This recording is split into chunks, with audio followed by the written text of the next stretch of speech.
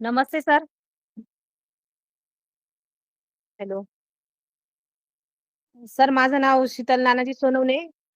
मी बागलाण तालुक्यातून आलेली आहे आणि मी जिल्हा परिषद शाळेवर शिक्षक सेविका आहे. सॉरी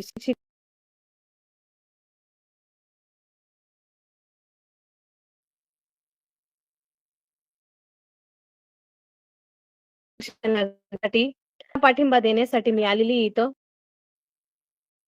सगळ्यांसाठी दादा लढा देत आहे. त्यांच्यासाठी त्यांना पाठिंबा देण्यासाठी मी माझे दोन लहान मुलं, एका वर्षाची मुलगी, एक 4 वर्षाचा मुलगा घेऊन दोन्ही मुलं घेऊन मी इथं त्यांना पाठिंबा देण्यासाठी आलेली आहे.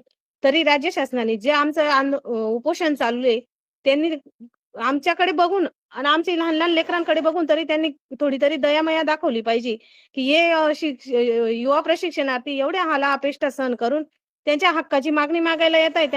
त्यांनी द्यायला पाहिजे. त्यांनी थोडं तरी दया दाखवली पाहिजे आमच्यावर.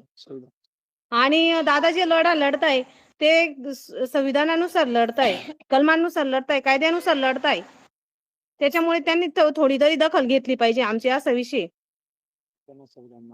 ज्यांना संविधान मान्य असेल त्यांनी लवकरात लवकर आमची दखल घ्यावी, हीच नम्र विनंती आमची मुख्यमंत्री साहेबांपर्यंत पोहोचवावी, हीच नम्र विनंती आहे माझी.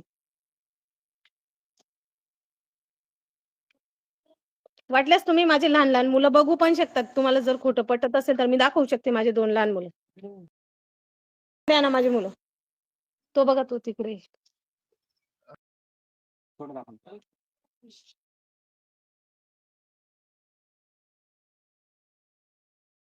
सांभाळून राहिली सर, बघून घ्या वाटल्यास.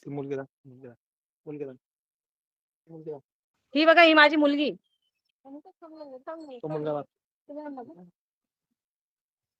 हे बघा, हा माझा 4 वर्षाचा मुलगा आहे सर.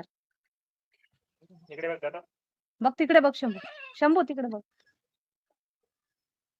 राज्य शासनाने आमची दखल घ्यावी, हीच नम्र विनंती.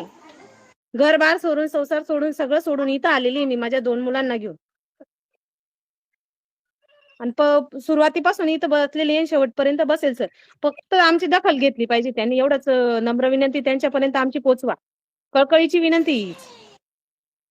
दादा बोलतायत.